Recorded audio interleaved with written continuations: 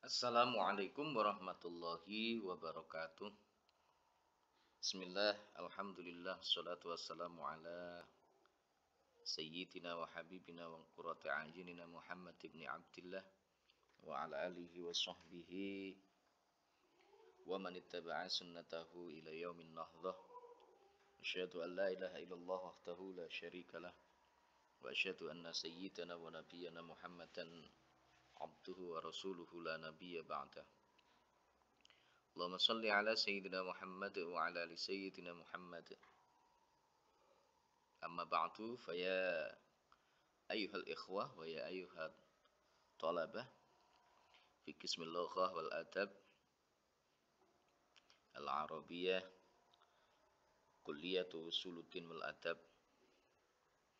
jami'atu Tulungagung al-islamiyah al-hukumiyah al-musamma bi Sayyid Ali rahmatullah. Awalan nashkurullah ta'ala ala ma'ulana minan ni'amil jazilah hatta nastati an nastamirra kulliyatana hadzal yaum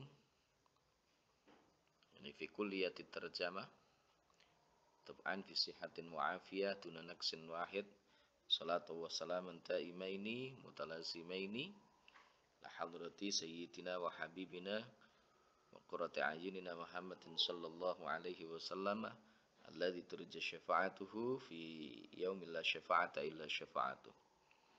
Ayyuhal ikhwah, tashilan li wa lakum fi fahmi hadhil maddah sa'ubaddil lughati ila lughah al-wataniyah. Kesempatan perkuliahan kita hari ini, topik kita adalah tentang makna denotatif dan makna konotatif. Setelah kemarin kita mempelajari tentang sejarah dan juga macam-macam kamus ya.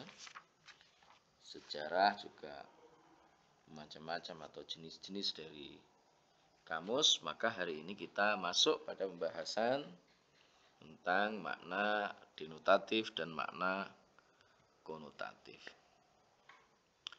Perlu untuk kita pahami bahwa dalam kegiatan penterjemahan itu ada hal yang penting untuk diketahui oleh seorang penterjemah sebelum melakukan kegiatan penterjemahan. Artinya, sebelum kita melakukan proses penterjemahan, ada perangkat yang harus kita kuasai sebelumnya sebagai seorang penterjemah, yaitu memahami, mengetahui tentang makna denotatif dan makna konotatif. Apa makna denotatif itu? Makna denotatif disebut juga dengan makna kamus, yaitu makna yang tertera dalam kamus dan belum terikat dengan makna kalimat ataupun makna kiasan lainnya. Ini definisi yang pertama. Definisi yang pertama menyebut bahwa makna denotatif itu adalah makna kamus. Artinya makna arti yang cocok sesuai dengan apa yang disebutkan di dalam kamus yang kita jumpai. Itu makna denotatif. Pengertian kedua makna denotatif itu adalah makna kamus, makna sebenarnya. Jadi makna asli dari kata tersebut. Makna yang memang sesungguhnya dari kata tersebut yang tertuang di dalam kamus. Ini makna denotatif. Pengertian lain menyebut bahwa makna denotatif adalah makna yang bersifat umum, objektif, dan belum ditumpangi isi, nilai, dan rasa tertentu. Ini menurut Suhendra Yusuf yang ditulisnya pada tahun 1994. Jadi makna denotatif itu makna yang sifatnya umum. Artinya ya memang pengertian itu atau lafadz itu atau kata-kata itu umumnya artinya adalah begitu. Umumnya adalah begitu. Tadzoroba misalkan umumnya ya memukul. Kata misalkan yaktubu misalkan ya menulis.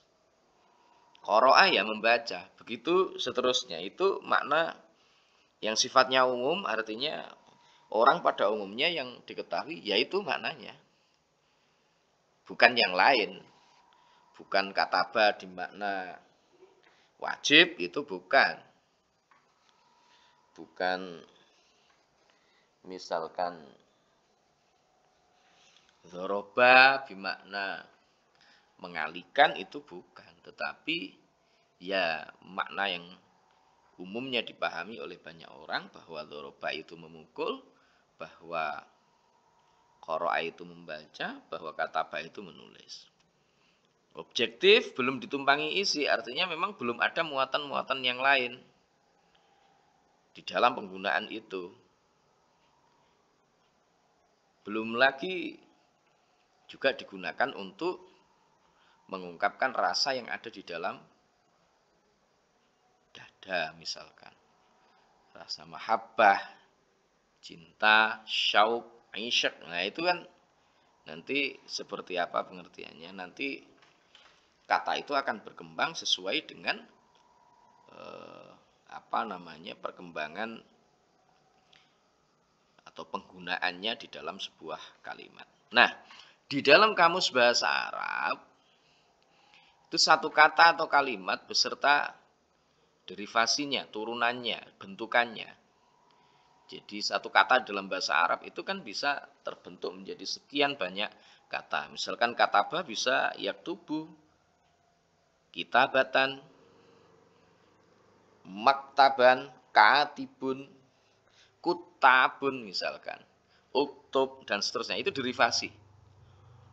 Nah, misalnya kata syakaro misalkan beserta derivasinya itu memiliki arti berterima kasih, memuji, penuh air susu, menjadi dermawan, membuka pembicaraan, menjadi kuat atau sangat, tunas yang tumbuh pada pangkal pohon, anak unta, jenis tumbuhan beracun, bertiup dengan kencang, tumbuhan yang kecil di antara yang besar, bulu rambut yang kecil di antara yang besar, tas kantong, upah atau bekerja, alat pemanggang dari besi. Nah ini menurut Kamus Al-Munawwir itu memiliki banyak arti yang seperti itu. Nah kemudian kata dzoroba misalkan, itu juga demikian. Dzoroba, arti awalnya ya memukul. Tapi ketika masuk dalam sebuah kalimat misalkan ma'adrobal lail, maka itu artinya adalah betapa panjangnya malam. Bukan ma itu diartikan apa pukul malam, tidak. Bukan juga apa macamnya malam, adrob bermakna macam, itu bukan. Jadi ma'adrobal lail, betapa panjangnya malam ini. Nah, kemudian apa yang dimaksud dengan makna konotatif itu? Secara bahasa, kata konotatif itu berasal dari bahasa Inggris connote, yang berarti kata yang mengandung arti yang berlainan sama sekali. Menurut John M. Cole dan Hasan Shadli. Kemudian pengertian yang lain menyebut makna konotatif adalah makna yang bersifat berbeda dari arti yang sebenarnya. Definisi ketiga menyebut makna konotatif adalah makna yang bukan sebenarnya, makna yang bersifat subjektif, dalam pengertian ada makna lain dibalik makna umum atau makna denotatif. Menurut Suhendra. Kemudian makna konotatif itu biasanya digunakan dalam karya sastra, sedangkan karya faktual itu lebih banyak menggunakan makna yang denotatif. Jadi kalau makna denotatif itu makna asli, makna sebagaimana yang ada di dalam kamus, Kalau makna konotatif itu adalah makna yang bukan sebenarnya. Makna yang sifatnya adalah subjektif, makna yang memiliki pengertian lain karena mungkin di situ disandingkan dengan kata atau kalimat lain sehingga dari sisi tuntutan kalimatnya atau kalau dalam bahasa Arab kita kenal dengan siakul kalamnya gitu ya. Itu menuntut untuk makna yang berbeda. Gitu ya. Itu makna konotatif. Jadi bukan makna yang sebenarnya. Nah, apa fungsi dari kata yang bermakna konotatif itu di dalam sebuah kalimat misalkan? Atau kenapa kata konotatif itu digunakan, apa kemudian fungsinya?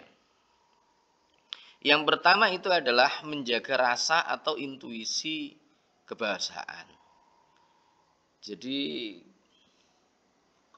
ketika misalkan saya mengucapkan ma'ajmala hadzal lail, betapa indahnya malam ini misalkan, dengan saya mengatakan hadzal lail jamilun misalkan, maka itu rasa di dalam hati kita itu beda. Rasa di dalam hati itu beda ketika kita rasakan. Hanya perkataannya intinya sebenarnya adalah sama, ingin mengatakan bahwa malam itu adalah malam yang indah, tetapi cara pengungkapannya itu kemudian karena berbeda menimbulkan rasa yang berbeda antara satu bahasa dengan bahasa yang lain misalkan. Misalkan saya ingin memuji seseorang, kamu cantik misalkan. Ya, itu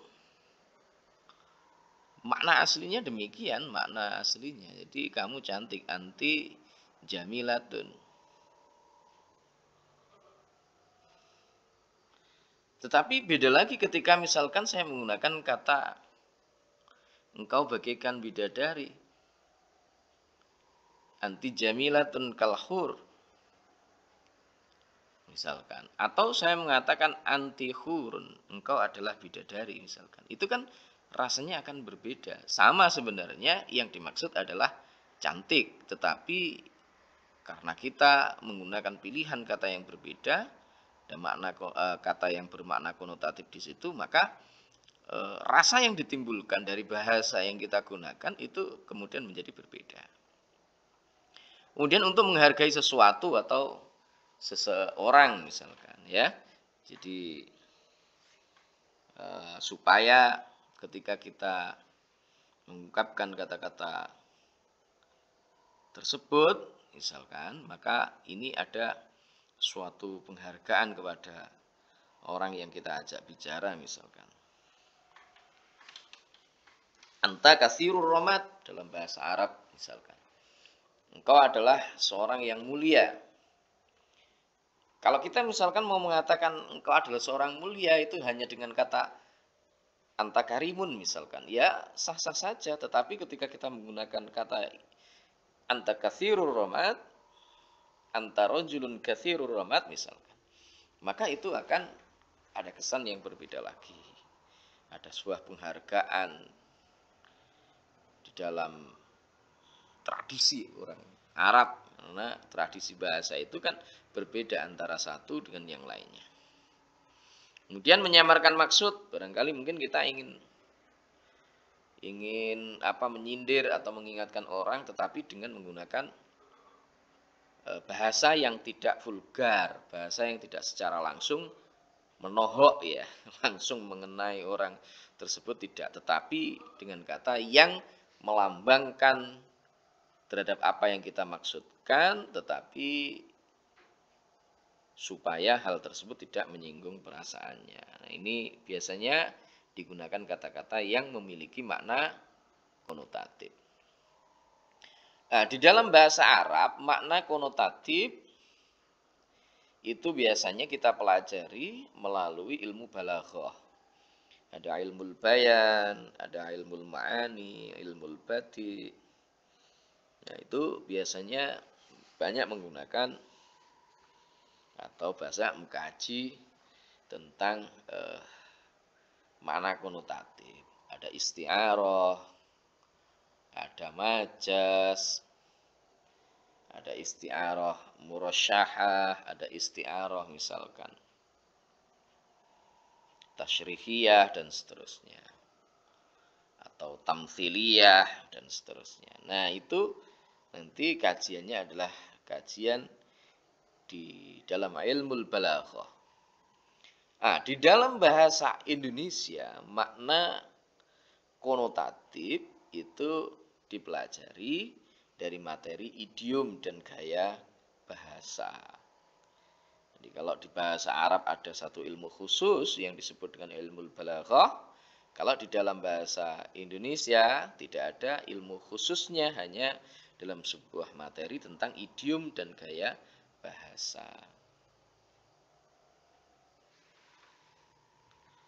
Dengan mengetahui makna denotatif dan konotatif secara baik, maka seorang penerjemah akan mampu menerjemahkan satu bahasa sumber ke dalam bahasa sasaran dengan baik dan benar. Sebaliknya, tanpa mengetahui makna denotatif dan konotatif, maka besar kemungkinan penerjemah akan mengalami kesulitan sehingga hasil terjemahannya kurang atau bahkan tidak tepat. Itu makanya perlu untuk mempelajari tentang makna konotatif, makna denotatif. Supaya apa? Ketika kita menerjemahkan, kita tidak sekedar berpegang pada kamus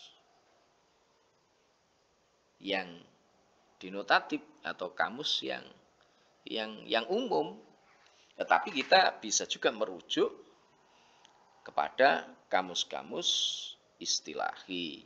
Karena kamus istilahi itu lebih tepat kita gunakan ketika kita menerjemahkan sebuah teks, ya. Apalagi teks itu adalah teks yang bersifat sastra misalkan, atau mungkin teks-teks yang di situ banyak menggunakan kalimah-kalimah atau jumlah yang mengandung unsur majas, menggunakan unsur isti'arah, dan seterusnya dan seterusnya. Nah, itu perlu sekali bagi kita untuk mempelajari itu. Kemudian misalkan kamus-kamus tentang matematika, kamus tentang kedokteran, kamus misalkan tentang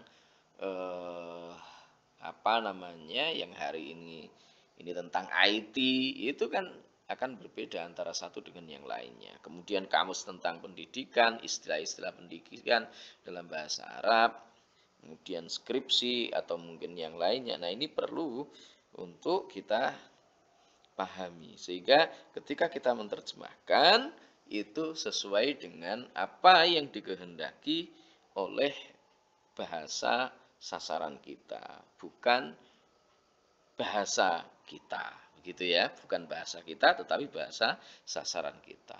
Jadi kadang orang menerjemahkan atau mentranslate itu ya, itu kadang memaksakan bahasanya sendiri untuk bahasa dari sumbernya.